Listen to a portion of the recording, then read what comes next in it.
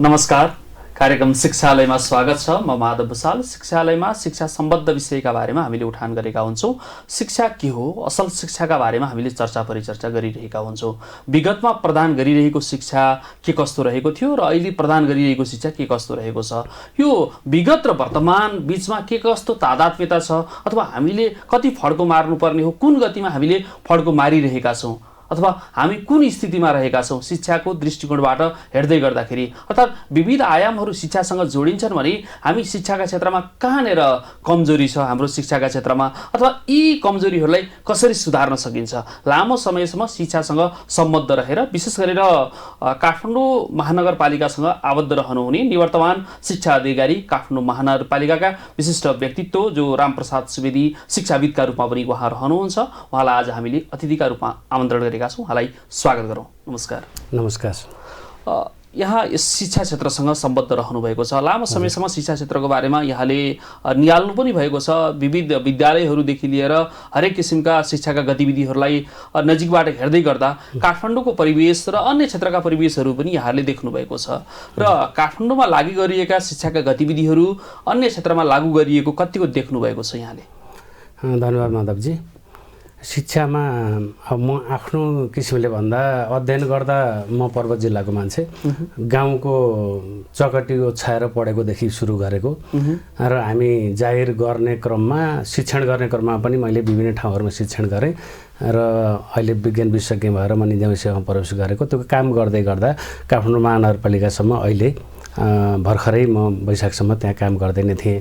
यो सबै ठाउँहरूमा गाउँदेखि सहरसम्म र विशेष त राजधानी सहर काठमाडौँसम्म आइपुग्दा र केन्द्रीय निकाय मन्त्रालय र विभागहरूसँग शिक्षासँग सम्बन्ध क्षेत्रमा काम गरिरहँदा पाठ्यक्रम र शिक्षक तालिम लगायतका कुराहरूसँग जोडिएर मैले काम गर्ने अवसर पाएँ।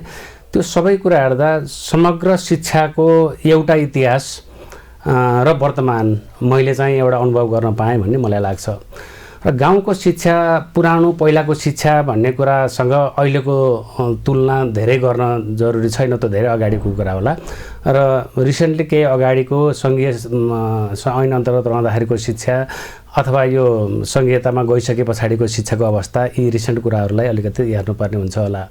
काठमाडौँ महानगरपालिकामा रहेर मैले काम गर्दै गर्दा यहाँको शिक्षाको अवस्था यो सङ्घीयता आउन अगाडि अथवा स्थानीय तहमा चाहिँ अधिकार प्रत्यार्जन हुनुभन्दा अगाडिको जुन 12 कक्षासम्मको शिक्षा स्थानीय तहलाई भनेर भनियो, त्योभन्दा अगाडि सबै कुराहरू देशभरि नै जुन नीतिमाथिबाट आयो सबै ठाउँमा त्यही नै एउटै लागू हुन्थ्यो। त्यसैलाई व्यवहारमा पनि एउटै हुन्थ्यो, काठमाडौँमा पनि एउटै हुन्थ्यो। र स्थानीय तहले चाहेरै पनि त्यहाँको विद्यालयले चाहेरै पनि आफ्नो ढङ्गले फरक किसिमका कुराहरू गर्न छुट थिएन, त्यो कुरा अवसर पनि थिएन। यानि कि गतिविधि सञ्चालन गर्न स्थानीय तहले पाउँदैन थियो। स्थानीय तहले आफूले आफ्ना किसिमका छुट्टै गतिविधि सञ्चालन गर्न आफ्ना स्रोत साधनलाई प्रयोग गर्न पाउने थिएन। र अहिले के भइदियो भने स्थानीय तहले जुन शिक्षाको अधिकार आइसके पछाडि आफ्नो स्वरूप अनुसारले आफ्नो त्यहाँको आर्थिक गतिविधि कस्तो छ, आर्थिक अवस्था कस्तो छ, भौगोलिक अवस्था कस्तो छ, जनताको मनस्थिति कस्तो छ, कस्तो जनशक्ति त्यहाँको जनताहरूले चाहेका छन् त्यो क्षेत्रमा, यो सबै कुराहरूलाई हेरेर स्थानीय तहले आफूले निर्णय गर्न पाउने अधिकार पायो। यसले गर्दा विभिन्न पालिकाहरू पछि शिक्षाको स्वरूप फरक भयो। र यस्ता दुईटा कुराहरूलाई देखायो। एउटा कुरा के भयो भने जसले एकात्मकता खोजिन्थ्यो, शिक्षा भनेको चाहिँ काठमाडौँको शिक्षा र जुम्लाको शिक्षा, डडेलधुराको शिक्षा, ताप्लेजुङको शिक्षा त एउटै पो हुनु पर्यो नेपालको शिक्षा भनेपछि जुन भनिन्थ्यो, त्यसमा भने विचलन आयो। किनकि सबैतिरको शिक्षा एउटै किसिमको हुनसक्ने अवस्था रहेन। कतै धेरै सुविधा दिएका किसिमको अवस्था पनि रहे, कतै सुविधा नभएका अवस्था। यो सकारात्मक हो अथवा नकारात्मक? यो चाहिँ यसलाई सकारात्मक र नकारात्मक दुईटै ढङ्गले हेर्न सकिन्छ सर। यसमा मैले चाहिँ सकारात्मक पाटो बढी देख्छु। जस्तै मैले एउटा उदाहरण भनौँ, काठमाडौँ महानगरपालिकामा माथि सङ्घीय सरकारले खाजाको लागि भनेर 15 रुपियाँ प्रति व्यक्ति प्रतिदिन भनेर खाजाको लागि पैसा दिन्थ्यो। 15 रुपियाँले पुग्ने अवस्था देखिएन काठमाडौँको हिसाबले, किनकि अरू ठाउँहरू जस्तो लोकल लेभलको तरकारीहरू, उत्पादनहरू, गेडागुडीहरू ल्याएर त्यहीँको धान चामलहरू ल्याएर भात पकाउने अथवा अरू केही गर्ने, मकै भुटेर दिने, त्यो लेभलको चाहिँ काठमाडौँमा हुन सकेन। यहाँ त फलफुल दियो, आँप दियो भने पनि कलकत्ताको बम्बईको आँप ल्याएर दिनुपर्ने भयो, लोकल त केही पनि भएन। यस अर्थले नै पनि त्यो पैसाले यहाँ नथ्याक्ने भएपछि यसले आफ्नै ढङ्गले म्यानेज गर्न पाए हामीहरूले 10 रुपियाँ थपेर 25 रुपियाँ भएर बनाऊ, त्यो लोकल लेभलले नै पैसा थप्यो। यदि राष्ट्रिय स्तरमा गरेको भएदेखि 10 रुपियाँ थप्दाखेरि अरबौँको बजेट जान्थ्यो। अहिले पनि तपाईँले देख्नुहुन्छ राष्ट्रिय स्तरमा 6 कक्षासम्म मात्रै खाजा दिने प्रोग्राम छ, त्यो पनि 15 रुपियाँको। त्यो पनि अझ राज्यले थेक्न नसकेर अहिलेदेखि त 5 कक्षासम्म मात्रै गर्यो राज्यले, त्यो 15 रुपियाँ पनि दिन नसकेर। जबकि काठमाडौँ महानगरपालिकामा गत साल 8 कक्षासम्म दिएर 25 रुपियाँ थियो, अहिले 10 कक्षासम्म दिएर त्यो पनि 30 रुपियाँको खाजा विद्यालयका विद्यार्थीहरूलाई सामुदायिक विद्यालयमा महानगरपालिकाले थपेर दिन्छ। भन्नुको अर्थ यो एउटा सकारात्मक कुराहरू। यस्ता धेरै कुराहरू छन्, जस्तै निर्माणका कुरा, जस्तै विद्यालय भवन निर्माण, त्यो पनि सिकाइको गुणस्तरसँग नै जोडिन्छ। भवन निर्माणको लागि केही कोटाहरू आउँथे, जिल्लाभरिको लागि 8-10वटा कोटाहरू आउँथे। अहिले काठमाडौँ महानगरपालिकाले हरेक विद्यालयमा के आवश्यक छ भनेर थुप्रै कोटाहरू चाहिँ त्यस्ता भवन निर्माणका कोटाहरू महानगरपालिकाले आफैले दिन्छ।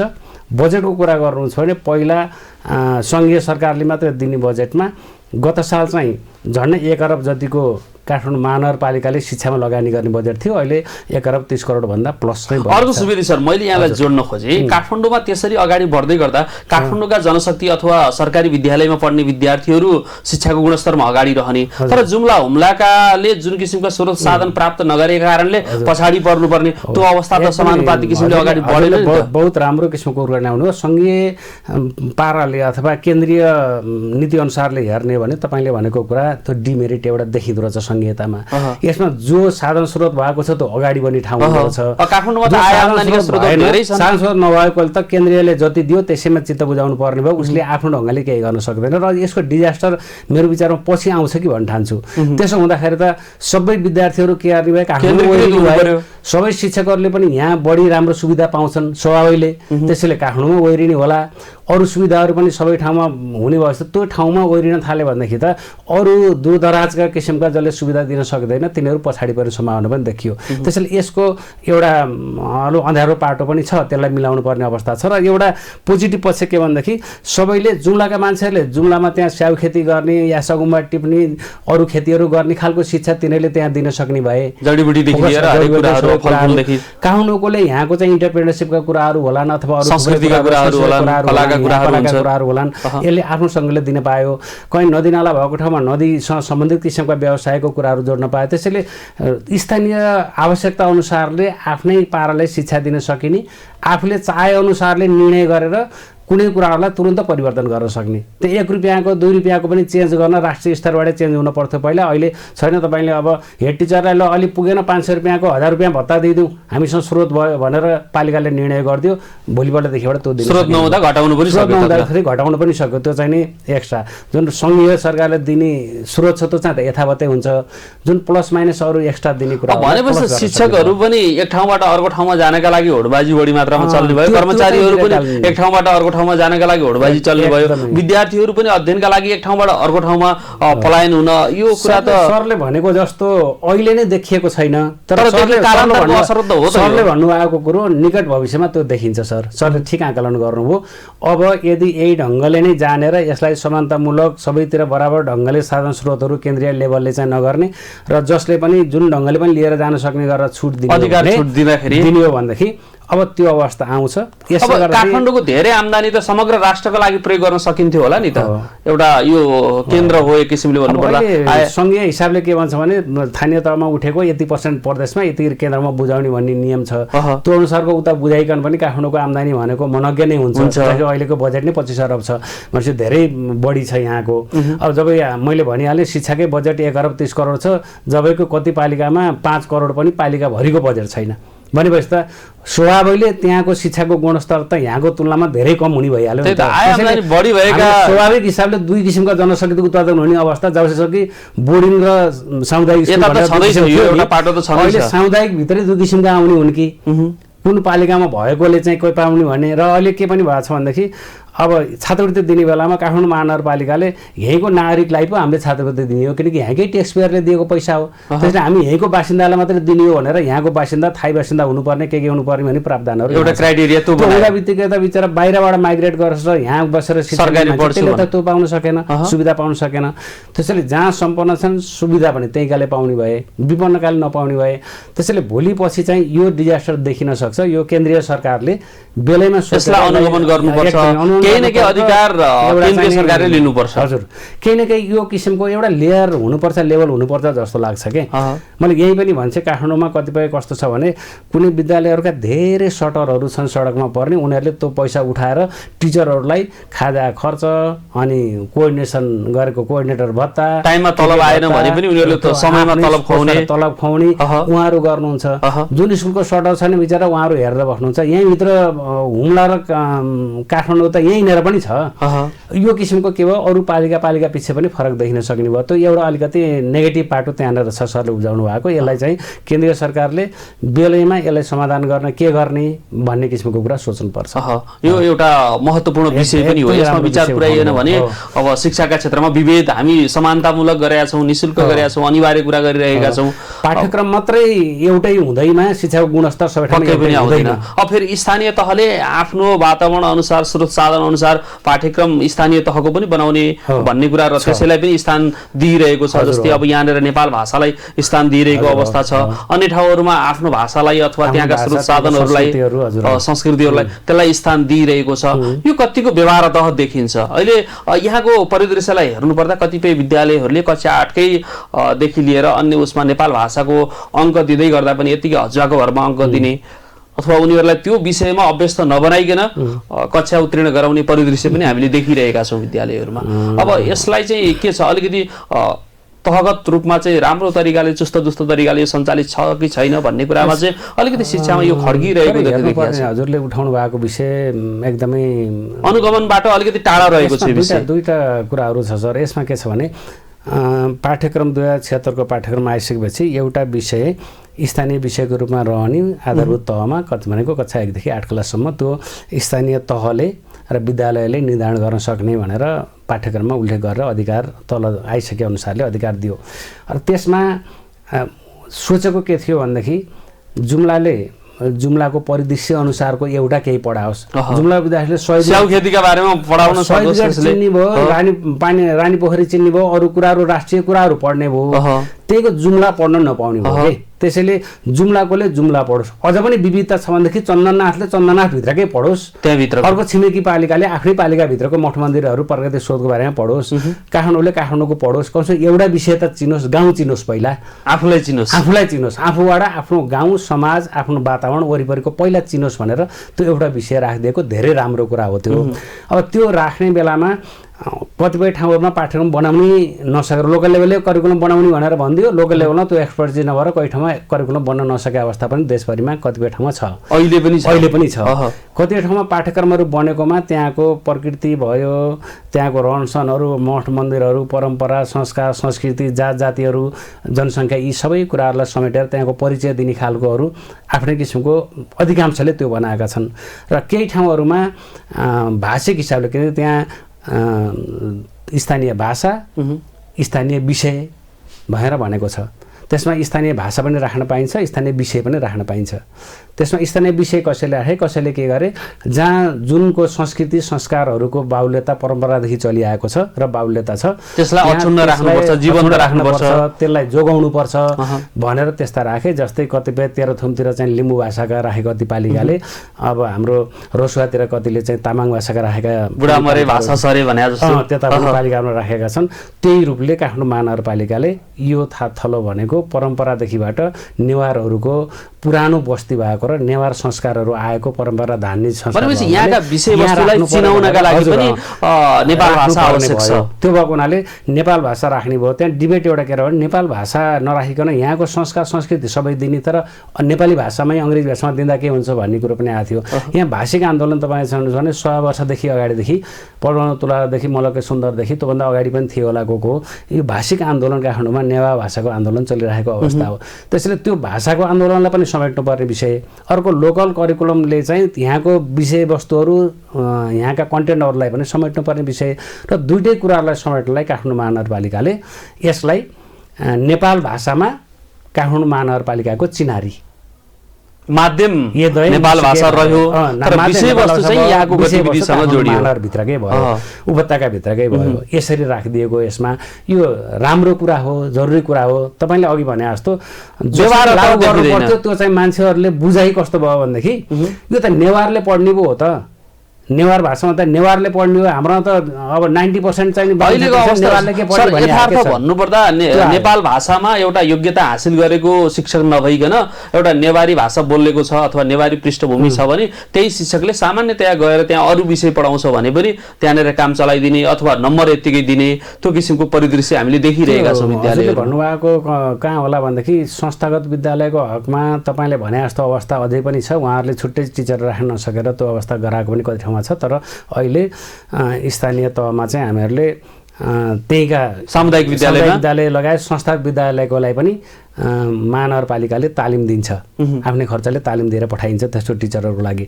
यतापट्टि सामुदायिक विद्यालयको लागि त 172 दरबन्दी छुट्याइकन उहाँहरूलाई छुट्टै तालिम दिइकन उहाँहरूलाई त्यो विषय पढाउन सक्ने योग्य बनाएर पठाएको छ। त्यसैले त्यो तपाईँले भनेको समस्या सामुदायिक विद्यालयमा होइन, संस्थागतमा त्यो समस्या अझै पनि छ। र यसमा सामुदायिक विद्यालयको लागि त दरबन्दी नै छुट्याएर पढाइसके पछाडि त अन्यथा भएन। त संस्थागत विद्यालयको हकमा उहाँहरूले के भन्नुभयो भनेदेखि हामीले छुट्टै टिचर राख्नुपर्ने भयो, नेपाल भाषाको लागि खर्चिलो भयो, तल्लो तहदेखि नै राख्नु पर्यो त, आखिर बेसबाटै जानु पर्यो, एक कक्षाबाटै जानु पर्यो। र यसमा 1 देखि 8 सम्म एकैपटक राख्ने गरियो। यो व्यवहार त छ, 1 देखि 8 सम्म मात्रै राख्नु, फेरि 10 सम्म नलानुलाई यो यसमा 10 सम्म नलानु भनेको के भनेदेखि उसले राज्यले नै नीति बनाउँदाखेरि आधारभूत तहमा स्थानीय विषय भने हुनाले आधारभूत तह 8 सम्म मात्रै भयो। त्यसले केन्द्रीय नीति अनुसार नै 8 सम्म मात्रै हो राख्नुपर्ने नै हो, यो ठिकै छ। 9-10 मा पढ्न चाहनेहरूको लागि नेपाल भाषा ऐच्छिक विषयको रूपमा राख्न सक्ने प्रावधान छ। त्यो चाहिँ नेपाल भाषा पनि लिन सक्नुहुन्छ, जसरी अप्सनल म्याथ अप्सनल साइन्स छ नि सर अघि, त्यस्तै खालको नेपाल भाषा लिन सक्ने प्रावधान पनि छ। उहाँहरूले त्यो विषय लिएर मास्टर डिग्रीसम्म अहिले त पिएचडी गर्ने पनि हुनुहुन्छ नेपाल भाषामा। विश्वविद्यालय तहमा राम्रो तरिकाले छ सर, माथि पनि पढाइ हुन्छ। त्यसैले माथिसँग पनि त्यो विङ चाहिँ जोडिएको छ।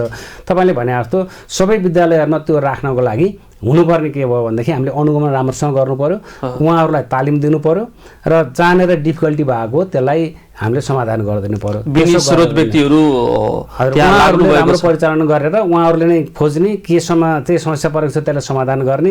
बरु कतिपय बेलामा हामीहरूले महानगरपालिकाले नै कुनै कुराहरूलाई सपोर्ट गरिदिनु पर्छ भने अब तालिम त सपोर्ट गरेकै छ, त्यो लगायतको अरू पनि सपोर्ट चाहिन्छ भनेदेखि त्यो पनि गरिदियो भने यो चाहिँ लागू हुन सक्छ जस्तो लाग्छ मलाई। पक्कै पनि यो एउटा उठान गर्नुपर्ने विषय छ, यसमा अलिकति सतर्क भएर अगाडि बढ्नुपर्ने आवश्यकता पनि देखिएको छ। अब अर्को कुरा रह्यो विद्यालय तहमा अहिले विभिन्न किसिमका गतिविधिहरू हामीले देखिरहेका छौँ। सैद्धान्तिक धरातलबाट पढाउँदै आएको पृष्ठभूमि थियो र प्रायोगिक धरातलतर्फ जानुपर्ने आवश्यकता पनि देखा परिरहेको छ।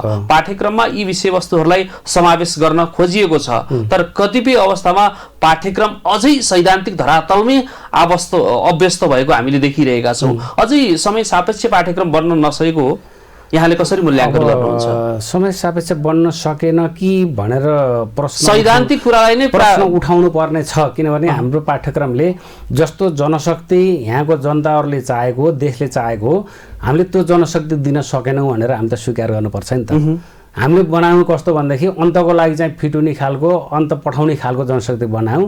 नेपालमै रहेर यहीँको माटोलाई चाहिँ खोसेर यही नै उत्पादनशील हुने, सृजनशील हुने खालको जनशक्ति त हामीले बनाएनौँ छौँ भनेपछि हाम्रो पाठ्यक्रममा कहीँनिर डिफेक्ट छ भने त हामीले स्वीकार्नु पर्ने हुन्छ। त्यसैले हाम्रो अहिलेको समयअनुसारको जस्तै आइटी बेस हुनुपर्ने होला अहिलेको अवस्थामा, त्यति हामी अगाडि पुग्न सकेनौँ कि, अथवा यहाँको युवाहरूको चाहना के हो, यहाँका अभिभावकको चाहना के हो, जनताको चाहना के हो, त्यो कुरा बुझ्न सकेनौँ कि, अथवा राज्यले यहाँको कस्तो प्रोडक्ट हामीले बनाउनु पर्ने हो, देशलाई चाहिने कस्तो जनशक्ति हो भन्ने कुराको राम्रो आकलन गरेर त्यो खालको चाहिँ जनशक्ति उत्पादन गर्नेतिर पाठ्यक्रम बन्न सकेन कि भन्ने अवस्था चाहिँ। सीताराम सर, रामप्रसाद सर, मैले जोड्न खोजेँ विशेष गरेर यहाँ नेपालमा कृषिमा बहुसङ्ख्यक किसानहरू अथवा व्यक्तिहरू आश्रित छन् है। तर तथापि आश्रित हुँदा हुँदै पनि त्यो कृषि व्यवसायलाई पाठ्यक्रममा अझै बढी मात्रामा हामीले जोड्न सकेका छैनौँ, अथवा विदेशी क्षेत्रमा गएर भए पनि हाम्रै नेपाली दाजुभाइ दिदीबहिनीहरू कृषि क्षेत्रमा आबद्ध भएको हामीले देखिरहेका छौँ।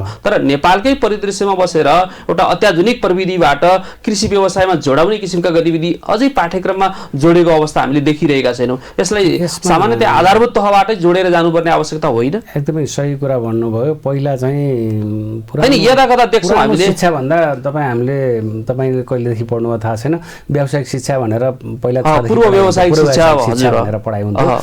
अब कतै फेरि हामी ब्याक टु नेचर भने जस्तो पूर्व व्यावसायिकतिर जान पर्ने हो कि भने जस्तो पनि पाक शिक्षादेखि लिएर धेरै कुराहरू त्यहाँनिर जोडेको थिए त्यहाँ।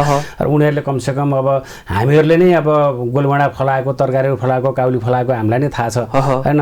अनि सिलाइ बुनाइकोमा के टाँका भनेर सिलाएको हामीलाई थाहा छ। मासका बाराहरू बनाएको कुराहरू अहिलेको कुराहरू त्यही त। अहिलेका बच्चाहरूलाई सिलाउने के हो, बटन खुसको सिलाउने थाहा छैन है। अब बारीमा गएर माटो चलाउने थाहा छैन। हामीले त्यस्तो खालको प्रोडक्ट बनाएका छौँ।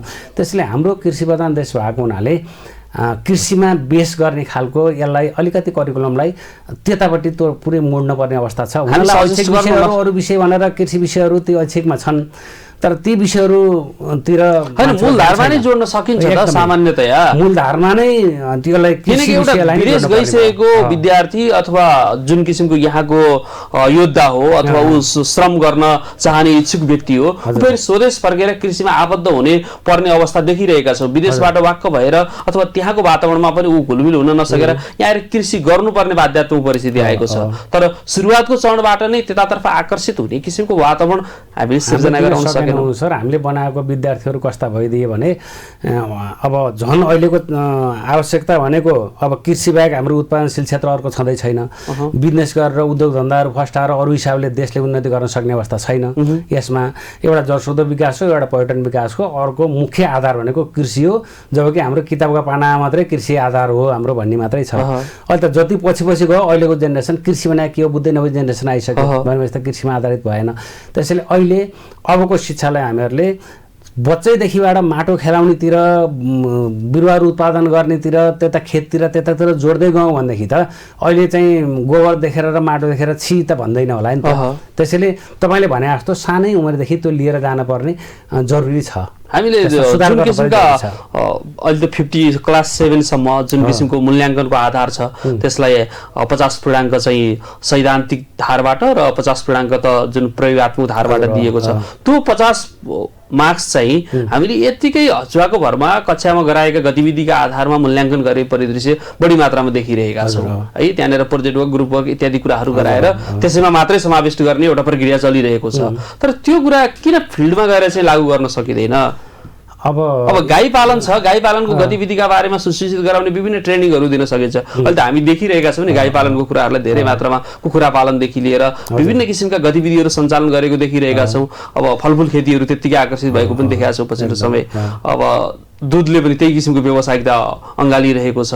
यतातर्फ आकर्षित गर्ने वातावरण किन आधारभूत तहदेखि नै जोड्न सकिँदैन? अब यो केन्द्रीय पाठ्यक्रम बनाउने काम चाहिँ सङ्घीय सरकारको काम हो। त्यसको फ्रेमवर्कभित्र रहेर देशभरिको शिक्षण सिकाइ सञ्चालन हुन्छ अहिलेको अवस्थामा। त्यसैले केन्द्रीय निकायले त्यो कुरा सोच्नुपर्ने अवस्था, पाठ्यक्रममा त्यो कुरा राख्नुपर्ने अवस्था। र सरले भन्नुभएको केही कुरामा किन हामीले गर्न सक्दैनौँ भनेदेखि विज्ञान विषयको प्र्याक्टिकल भनेको छ भनेदेखि त्यहाँ र गाई र भैँसीको कुरा त आउने भएन। विज्ञानमा त्यही हाइड्रोजन बनाउने, अक्सिजन बनाउने कुरा स्वाभाविक त्यहाँ जाने भयो। गणितको भए गणितकै हुने भयो।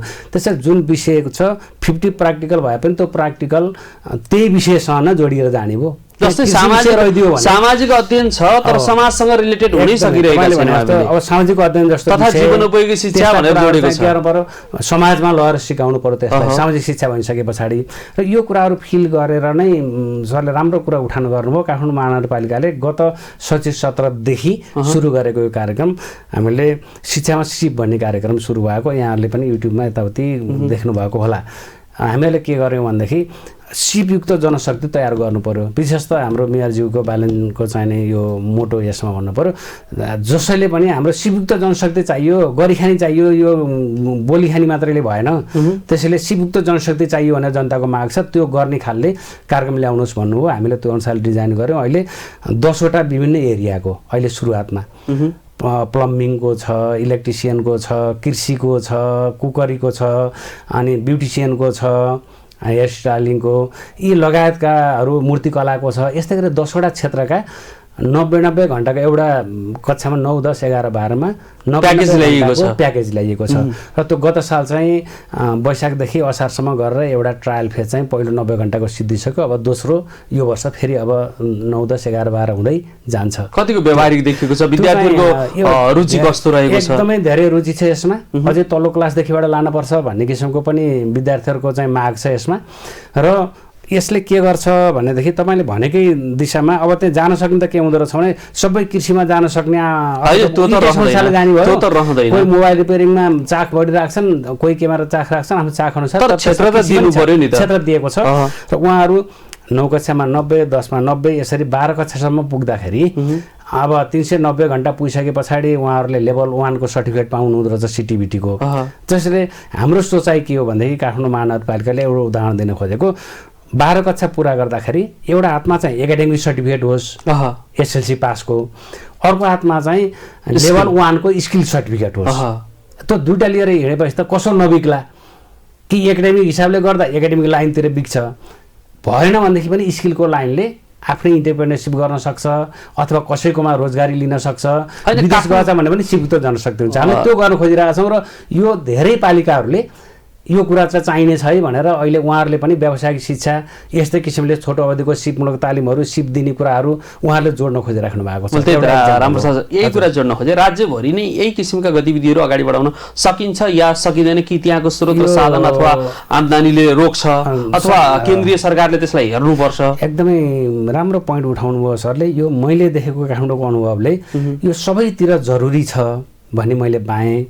यो सबैले काठमाडौँकै जस्ताको तस्तै गर्ने भन्ने कुरा भयो, कपी नै गर्नु पर्दैन, त्यहाँनिर बढी छ त्यसैले बढी लगानी गर्न सक्ने भयो। अब जस्तै गत साल तपाईँले भन्दा हामीले चाहिँ 81वटा जति ग्रुपहरू गर्दाखेरि झन्डै 4 करोड भन्दा प्लस हाम्रो बजेट त्यसमा लागेको थियो। कतिपय त शिक्षामा बजेट 1 करोड पनि छैन, त्यसैले उहाँहरूले त्यो गर्न सक्नुहुन्न त्यो लेभलले। तर उहाँहरूले त्यहाँको अवस्था अनुसारले जति गर्न सक्नुहुन्छ त्यो हिसाबले इन्ट्रेस्टेडहरूलाई गर्न चाहनुभयो भनेदेखि पालिकाले पनि अलिकति सपोर्ट गर्ने, केन्द्रीय निकायले पनि अलिकति सपोर्ट गर्ने हो भने केही कुरा चाहिँ त अभिभावकहरूले के गर्छन्, आफ्नो बच्चाले सिप सिक्छ भनेपछि थोरै लगानी पनि गर्छन्। हामी चाहिँ त बच्चाको लगानी लिएका छैनौँ काठमाडौँमा। त्यसरी नै गर्ने भनेदेखि खुसी साथ उनीहरूले त्यो पैसा तिर्न तयार हुन्छन्। त्यसैले यो जहाँसुकै पनि एप्लिकेबल छ, एप्लाई गर्न सकिन्छ। अब यहाँ ती विषय राखियो भनेदेखि मैले भनेको अर्को ठाउँमा चाहिँ बर्दियाको केसमा हो भनेदेखि त्यहाँ माछा कसरी छोप्ने भन्ने पनि त एउटा स्किल सिकाउने होला नि त। त्यहाँ भुरा माछाहरू छोपेर सिद्रा बनाएर बेच्ने छ नि त त्यहाँ, होइन? त्यहाँ ढकियाहरू बनाउने के गर्ने चोयाको काम गर्ने छ नि त थारू समुदाय। त्यो कलालाई पनि त्यहाँ विषयको रूपमा एउटा चाहिँ सिप त्यसलाई राख्न सकिन्छ, छोटो अवधिको सिप गरेर, र त्यसलाई सिटिभिटीमा ल्याएर त्यसलाई मान्यता प्राप्त गराउनलाई एप्लाई गर्न सकिन्छ। यस्ता यस्ता कुराहरू गऱ्यो भने देशैभरि आफ्ना तरकारी खेतीका कुराहरू जोडिएला, तरकारी खेती त जाँदै सकिन्छ। त्यो त नछोडिकन काठमाडौँमा हामीले चाहिँ त्यो कृषिलाई अलि बढी प्रायोरिटी किन दिन सकेनौँ भनेदेखि यहाँकोलाई अलि चाहिँ भूमिको अभाव हुन्छ। अब भक्तपुरतिर कतैको जग्गा लिएर यहाँबाट गाडीमा बच्चालाई लगेर माटोमा खेलाएर लिएर आएर हप्तामा 1 दिन सकिएला, त्यो अर्थपूर्ण सकिँदैन। अब गाई पालनको कुराहरूमा 1 दिनमा गाई फर्ममा लिएर जाने, 1 दिन लगेर देखाउन सकिएला, सधैँ सकिँदैन। त्यसले अलिकति अप्ठ्यारो भयो हामीले सोद्धाखेरि पनि। अहिले अधिकांश यहाँनिर विद्यालयहरूले आएकै छ जहाँ कि बिल्डिङले मात्रै 3 नाना बनेका चाहिँ 7 तले बिल्डिङहरू छन्, तलतिर बच्चा उफ्रिने ठाउँ पनि छैन भने मौरी पालनका गतिविधि हेर्न गोदावरी लगेको देखिन्छ कता कता। यता अब हात्तीवनतिर गाई पालनलाई लिएर गएको एक किसिमले केही समय लिएर गएर देखाउने, फिल्ड ट्रिपहरू गर्न सकिने भयो। त्यो विषयकै रूपमा पढाउनको लागि चाहिँ त डेली त्यही विषय लिएर जाँदाखेरि त्यही नै रहन पर्ने भएको हुनाले कृषि र त्यो सम्बद्ध विषयहरू काठमाडौँको लागि त्यति उपयुक्त नभएर हामीले नराखेको मात्रै हो। कतिपय विद्यालयहरूले त जाँदै सकिन्छ, कतिपय विद्यालयहरूले विद्यालय हाताभित्र नै कृषिलाई जोडेर कृषि खेती गरेका छन्। त्यो किसिमको धेरै ठाउँमा उदाहरण दिएका छन्। सुर्खेतमा त्यस्तै छ, यतापट्टितिर सामान्यतया दरबार हाई स्कुलले समेत त्यहाँनिर फरक तरिकाबाट प्रस्तुत हुनुपर्छ। अहिले चाहिँ त्यो गर्न खोजेको हामीहरूको यही शिक्षामा सिपसँग जोडेर नै अहिले चाहिँ एउटा प्रोजेक्ट हामीले सञ्चालन गरेको। त्यसमा यही पनि हामीहरूले आफ्नै करेसाबारीमा र भएको थोरै जग्गामा पनि खेती गर्न सकिन्छ है भन्ने एक्जाम्पल होस् भनेर त्यो बाटो हिँडिराख्ने मान्छेले पनि देखेर के हो भनेर बाटाकोले पनि सिकोस् भनेर पनि हामीले दरबारमा एउटा प्रोजेक्ट त्यो राखिदिएको हो। त्यसरी एउटा एक्जाम्पल एउटा केन्द्र हो नि त हजुर, एउटा नलेज लिनका लागि एउटा महत्त्वपूर्ण पाटो हो। हामीले त्यो उदाहरणको लागि मात्र राखिदिएको। अब यहाँका कौशी खेती र अरू कुराहरू काठमाडौँको लागि सफल भयो।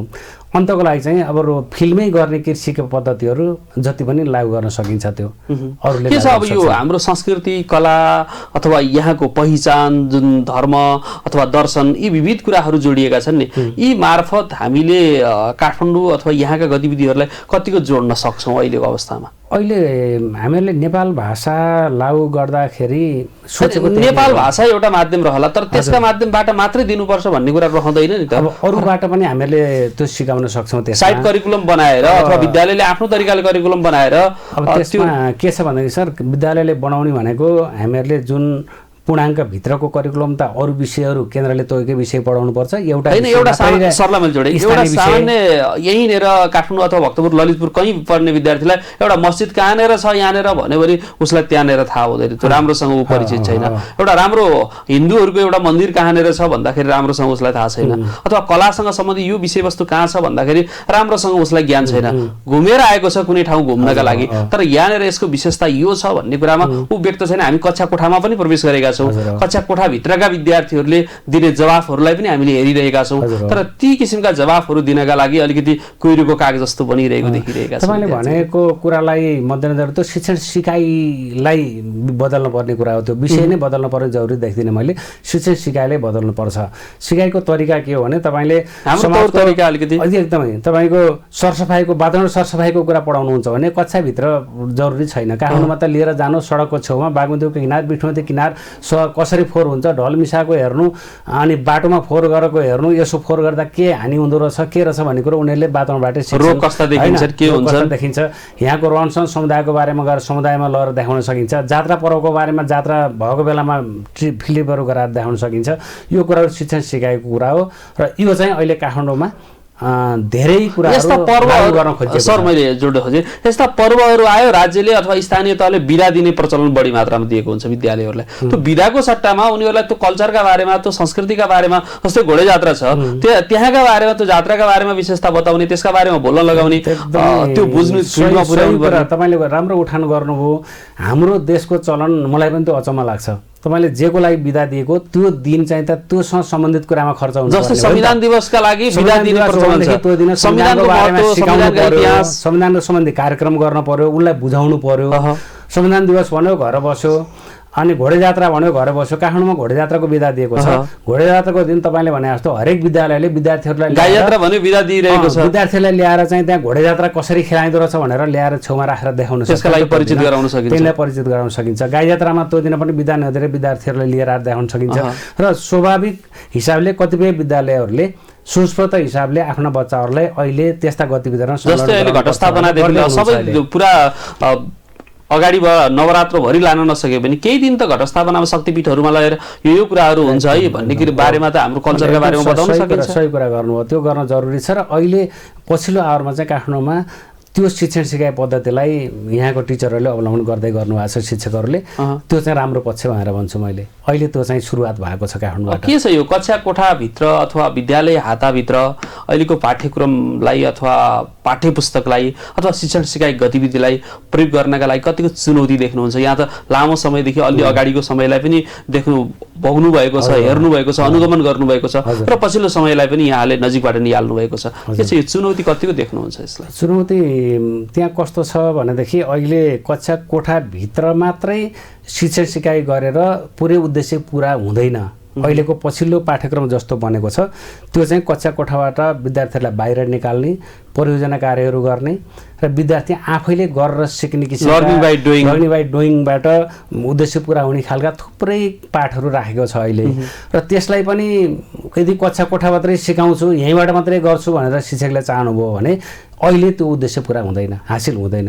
त्यसैले त्यो कुरा उद्देश्य हासिल गर्नको लागि कक्षा कोठा बाहिर विद्यार्थीहरूलाई लिएरै जानुपर्छ र त्यो हिसाबले नै सिकाउनुपर्छ। उनीहरूलाई परियोजना कार्यहरू लगायतका अरू थुप्रै क्रियाकलापमा सहभागी गराउनुपर्छ र मात्रै उद्देश्य हासिल हुन्छ। र कक्षा कोठाभित्र मात्रै त्यो उद्देश्य पुरा गर्छु भन्नु भनेदेखि त्यो चाहिँ चुनौतीपूर्ण छ, त्यो चाहिँ सम्भव छैन। निजी विद्यालयहरूका लागि फेरि यो अलिकति घड्किलो विषय रहला, फेरि बाहिर लाँदाखेरि फी स्ट्रक्चर अलिकति बढी लिनुपर्ने अथवा एक्स्ट्रा फी लिनुपर्ने, त्यसमा पनि फेरि निजी विद्यालयले फी बढी असुल्यो भन्ने, अथवा त्यो नलिँदाखेरि क्रियाकलापहरू अथवा उद्देश्य प्राप्त नहुने, यो किसिमका गतिविधिहरू पनि देखिन्छ। बाहिर लाँदैमा फी लिनुपर्छ भन्ने पनि छैन। जस्तै तपाईँले भन्नुभयो लिएर जाँदा अहिले त फेसन चलिरहेको छ, एउटा स्विमिङ लिएर जाने, कहीँ अब्जर्भ गर्न लिएर जाने, त्यसका लागि फी लिने। जसले चाहिँ नि पे गर्न सक्छ, मेरो बच्चा स्विमिङ गर्न म तयार छु भन्छ भने स्विमिङको लागि फी तिर्छ, मेरो बच्चा स्विमिङ गर्न म चाहदिनँ भन्छ भने त्यसले स्विमिङ नगर्न पाउने, त्यो हुनु पर्यो नि त। उसले त सेवा लिए बापत शुल्क तिर्ने हो। जुन कुराहरू तपाईँको फिल्डमा शिक्षण गतिविधिसँग जोड्ने कुरा छ नि, ती कुराहरूमा एक्स्ट्रा शुल्क लिनुपर्छ जरुरी छैन, लिनु हुँदैन। त्यो शिक्षण सिकाइ कुरा नै हो। त्यो जस्तै तपाईँ सरसफाइको कुरा गरेर फाइन, मैले वातावरण सफाइको कुरा गरेँ नि, त्यो बेला बागमती किनारमा यहाँ लिएर गएर देखाउने बेलामा अब उहाँहरू फेरि गाडीमा लिएर तामझाम गरेर अरू गर्न थाल्नु गरेर धेरै खर्च लाग्छ भनेर भन्नुभयो भनेदेखि त्यो चाहिँ त अन्यथा होला। त्यसरी उहाँहरूले त्यही भित्र उहाँहरूले त्यो शिक्षण सिकाइकै एउटा पाटोलाई त्यसलाई जोडेर अगाडि बढ्न सक्नुहुन्छ। जस्तै वातावरण दिवसका दिन उहाँहरूले त्यसलाई जोडेर अगाडि बढ्न सक्नुहुन्छ। शिक्षण सिकाइका कुराहरू सँगसँगै जोडेर गर्न सक्नुहुन्छ। कतिपयहरूले आफ्नो बच्चालाई त्यो किसिमको दिएको छ भने उहाँहरूले त्यो समेतको लागि लाग्ने गरी शुल्कको स्ट्रक्चर तयार गरेर अभिभावकबाट पास गराउनु भयो भने अभिभावकले त्यसको लागि उपयुक्त किसिमको शुल्क तिर्न अभिभावक तयार हुन्छ भने पक्कै पनि निजी संस्था होइन भने त्यसै अगाडि त बढेका छैनन्। पक्कै पनि निजी संस्थाहरू भनेको चाहिँ आखिर उहाँहरू व्यापारिक हो, उहाँहरूलाई सेवा दिए अनुसारले उहाँहरूले शुल्क लिने हो। हामीले यो सेवा थपेका छौँ भन्नुभयो भनेदेखि अभिभावकले उहाँहरूलाई लाग्ने शुल्क दिन्छ होला, त्यसरी थप्न सक्नुहुन्छ, त्यो पनि अन्यथा भएन।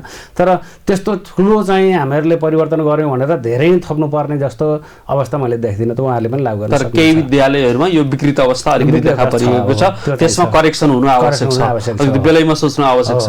होइन भने त्यसैका नाममा गरेर फी असुल्ने बढी चाहिँ गर्ने एउटा स्विमिङ पुलमा 200 रुपियाँ लिएको छ भने यता 500 रुपियाँ चाहिँ फी असुल्ने, त्यो चाहिँ छ हो होइन। अब त्यो त अलिकति भएन। त्यो चाहिँ अभिभावकहरू नै सचेत हुनु पर्यो, किनकि अरू एक्स्ट्रा के भन्छ भने ट्युसन फीको कुरामा पालिकाले निर्धारण गर्न सक्ने अहिले पनि अवस्था छ, हामी निर्धारण गर्छौँ।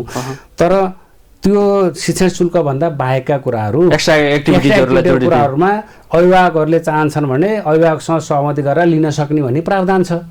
अनि अभिभावकले म 500 तिर्छु भनेर तिर्नुहुन्छ, उहाँले बढी लियो भने थाहा पाउनुहुन्छ भने त अभिभावकले होइन तपाईँले 200 हुन्छ 300 लिनुहोस् न, 100 बढी लिनुहुन्छ म्यानेजमेन्ट कस्ट भने पनि 500 त भएन भनेर उहाँहरूले आवाज रिक्वेस्ट गर्नु है। अब दुईटै अभिभावकहरूले पास गरेपछि मात्रै शुल्क लागू हुने भन्ने प्रावधान पनि छ। त्यसैले त अभिभावकमा डिपेन्ड गर्ने कुरा हो। र कोही ठाउँमा त तपाईँको 1000 लिए पनि हामीलाई केही छैन, तिमीहरूलाई के चासो भयो, हामी तिर्छौँ, हामीले तिरेर पढाएपछि तिमीहरूलाई किन कराउनु पर्यो भनेर अनुमान जाने बेलामा अभिभावकहरूलाई चाहिँ अनुमान जाने मान्छेलाई फर्काइदिए पनि स्कुलहरू छन्। कतिपय हामीले भर्नै पाउँदैनौँ, बल्ल बल्ल भर्न पाएको छ, जति भने पनि तिर्छौँ भन्ने पनि स्कुलहरू छन्। अब अभिभावकहरू नै त्यसमा जान चाहनुहुन्छ, इच्छुक हुनुहुन्छ, उहाँहरू धेरै तिर्न पनि तयार हुनुहुन्छ, हरेक किसिमका कष्टहरू उहाँहरू तिर्नका लागि कुनै आपत्ति छैन, उहाँहरूको आवाज आउँदैन, कुरो भएन। तर त्यो चाहिँ एफोर्डेबल के भनेदेखि कमसेकम जनताको स्तर हेरेर सरकारले पनि एफोर्ड गर्न सक्ने चाहिँ त सोच्नु चाहिँ। तर यसले गर्दा अलिकति देश राज्यमा चाहिँ शिक्षामा समानता अलिकति भएन भन्ने किसिमका आवाज त देखिन्छ नि सर। यसलाई हेर्नु त पर्छ नि त। अन्य देशहरूको अभ्यासलाई कसरी हेर्नुहुन्छ यहाँहरूले? अब अन्य देशहरूमा भन्यो भने प्राइभेट एजुकेसन जुन चाहिँ यहाँको निजी शिक्षा यति धेरै मौलाएको नेपाल नै होला। अरू जहाँसुकै हेर्ने भनेदेखि राज्यकै दायित्व र अन्यत्र चाहिँ राज्यले दिने शिक्षा अरूको भन्दा माथिको लेभलको छ। इभन इन्डियाकै केसमा भन्यो भन्दाखेरि बोर्डिङ स्कुलहरू भनेको यहाँको जस्तो फस्टाएर गएको छैन। त्यहाँको शिक्षकहरूले पाउने सुविधा पनि त्यत्तिकै बढी छ र त्यहाँको प्रोडक्ट पनि त्यत्तिकै राम्रो छ। अरू विदेशी मुलुकहरू जापान भयो, अमेरिका भयो, युरोपहरूतिर भन्यो भनेदेखि प्राइभेट स्कुलहरू धेरै रेयर मात्रामा छन् है। अब उहाँ तपाईँले इङ्ल्यान्डको कुरा गर्ने भन्दाखेरि प्राइभेट स्कुलहरू त्यहाँ कलेजहरू स्कुलहरू प्राइभेट छँदै छैन, सबै पब्लिक नै हेर्छ, राज्यकै स्वामित्व हुन्छ, राज्यले नै गभर्न गर्छ। त्यस्तो अवस्था छ। एउटा हिसाबले मानव अधिकार के अधिकार भन्छ नि, हामीहरूले तिरेर पढ्न सक्ने हाम्रो इच्छा अनुसारले छनौट गर्ने हाम्रो अधिकार हो भन्छ। जबकि हामीहरूले कम्पनीमा खोल्न दिइसक्यौँ, कम्पनीमा खोल्नुको अर्थ व्यवसाय गर्ने भनिसकेपछि उसले त्यो अनुसारले फी लगाएर नाफा लिन पाउँछ। जब तिर्ने मान्छे राजु भएर तिर्दिन्छ भनेपछि उहाँहरूले त्यो लिनुहुन्छ। र राज्यले के कन्ट्रोल गरिदिनुपर्छ भने त्यो अभिभावकको मजबुरीलाई हेरेर उसले चाहिँ प्राइभेट स्कुलहरूमा बाहेक अन्त क्वालिटी छैन भन्ने मानसिकताले नै लगेको छ। उसको मजबुरीलाई हेरेर उसलाई जति पनि तिर्ने अवस्था त छुट दिन राज्यले हुँदैन।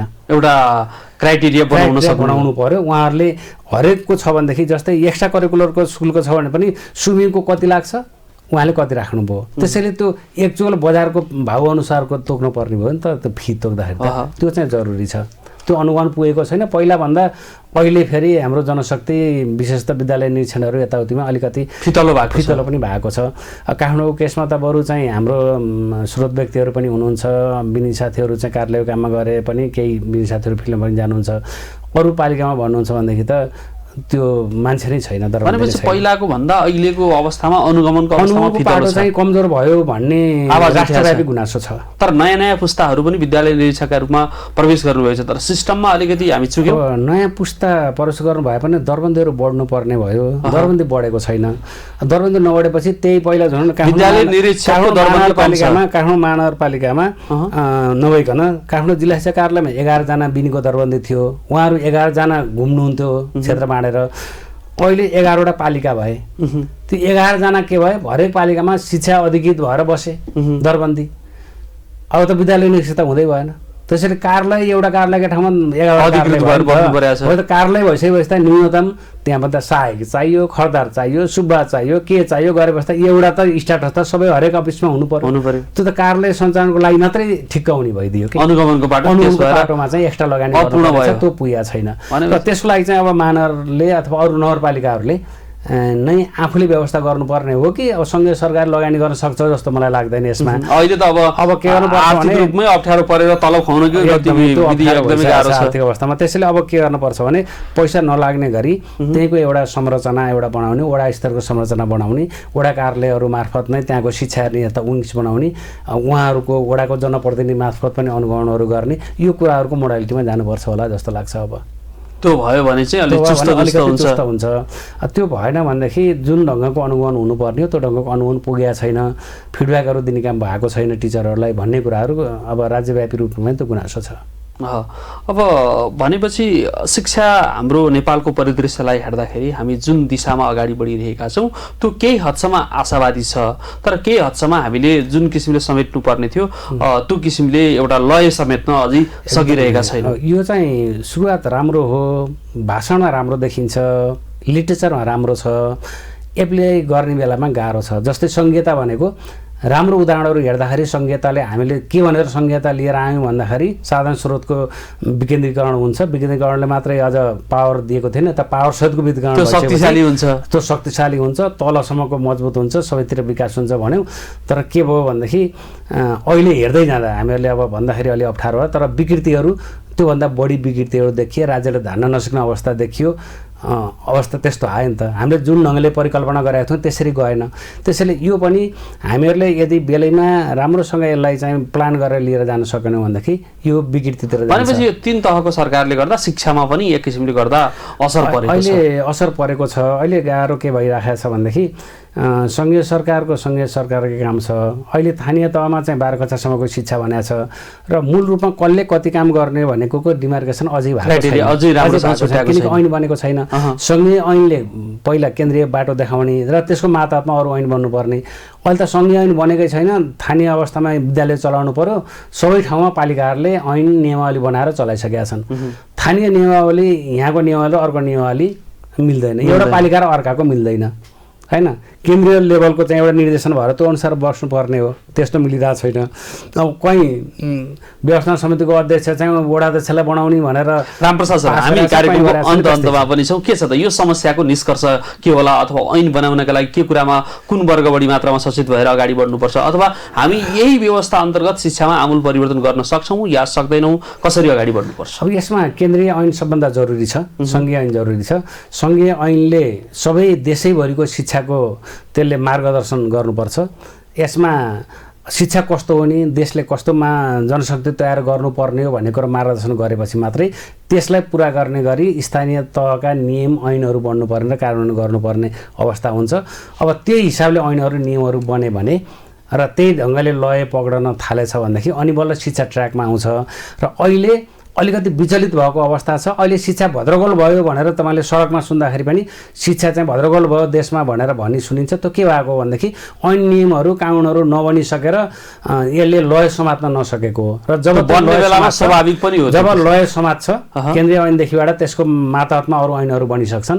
त्यो बनिसके पछाडि शिक्षाले एउटा लय समात्छ र शिक्षाले राम्रो बाटो लिन्छ भन्ने मलाई लाग्छ। भनेपछि बन्नका लागि पहिला भत्किनु पनि पर्छ, एक किसिमले एक ढङ्गले भन्दा भत्केको छ भनेर भन्नु पर्यो। पुरानो संरचना त भत्कनै पर्छ, पुरानो संरचना भत्केर नयाँ संरचना बन्ने हो। अहिले पुरानो भत्केको अवस्था, नयाँ बन्दै नसकेको अवस्था, त्यो भएको हुनाले अलिकति ट्रान्जिसन फेज भएको हुनाले विकृति जस्तो देखिएको, तर यसको भविष्य उज्जवल छ। हामीहरूले त्यो दिशामा लिएर जान सक्छौँ। हस्, आफ्नो व्यस्त समयका बावजुद आफ्ना अनुभव र साथसाथै जुन शिक्षाका क्षेत्रमा यसरी अगाडि बढ्न सकिन्छ भन्ने किसिमको जुन दिशानिर्देश अभिव्यक्त गर्नुभयो बागमती टेलिभिजनको शिक्षालय कार्यक्रममा आएर, यसका लागि यहाँलाई विशेष धन्यवाद। थ्याङ्क यू माधवजी, मलाई यो अवसर दिनुभयो, मेरा अनुभवहरू सेयर गर्ने मौका दिनुभयो, यसको लागि यहाँलाई धेरै धेरै धन्यवाद। शिक्षा महत्त्वपूर्ण पाटो हो। शिक्षाका क्षेत्रमा विविध आयामहरू हुँदाहुँदै पनि, विविध व्यक्तित्वहरू हुँदाहुँदै पनि, विभिन्न तह र तबकामा कार्य गर्ने व्यक्तित्वहरू हुँदाहुँदै पनि यहाँनिर समस्या देखा परिरहेको छ। विधान अथवा ऐन बन्नुपर्ने 52 वर्ष पछाडि जुन किसिमको ऐन आउनुपर्ने हो, त्यो किसिमको ऐन आउनका लागि पनि विभिन्न किसिमका आवाजहरू उठिरहेका छन्। आवाज उठ्नु पनि स्वाभाविक हो, सबैका विषयवस्तुहरूलाई समावेश गर्न सकिरहेको छैन। राज्यले त्यस विषयमा बेलैमा सचेत भएर हिँड्नुपर्छ। स्थानीय तहमा के कसरी आफ्ना पाठ्यक्रम अथवा गतिविधिहरू अगाडि बढाइएका छन्, ती गतिविधिहरू कतिको व्यावहारिक छन्, यस विषयमा पनि पुनरावलोकन गर्नु अथवा मूल्याङ्कन गर्नुपर्ने आवश्यकता देखिएको छ। राज्यमा सबै क्षेत्र अथवा तहमा समान किसिमको शिक्षा उपलब्ध गराउने वातावरण राज्यले अवलम्बन गर्न सक्नुपर्छ। कुनै पनि हुम्लामा जन्मिएर पाखा र काठमाडौँमा जन्मिएर काका हुने अवस्था हुनु हुँदैन। शिक्षा सबैलाई समान रूपमा अवसर प्राप्त गर्ने हुनुपर्छ भन्ने किसिमका धारणा आजको कार्यक्रममा रह्यो। लामो समयसम्म शिक्षाका क्षेत्रसँग सम्बद्ध रहेर विशेष गरेर काठमाडौँ महानगरपालिका निवर्तमान शिक्षा अधिकारी रामप्रसाद सुवेदी आजको कार्यक्रममा अतिथिका रूपमा रहनुभयो। आगामी अङ्कमा फरक व्यक्तित्वसहित पक्कै पनि शिक्षालय कार्यक्रम लिएर उपस्थित हुने रहेछौँ। तबसम्मका लागि प्राविधिक कक्षका मित्रहरू र म कार्यक्रम प्रस्तुता कार्यक्रमबाट बिदा हुन चाहन्छु। नमस्कार।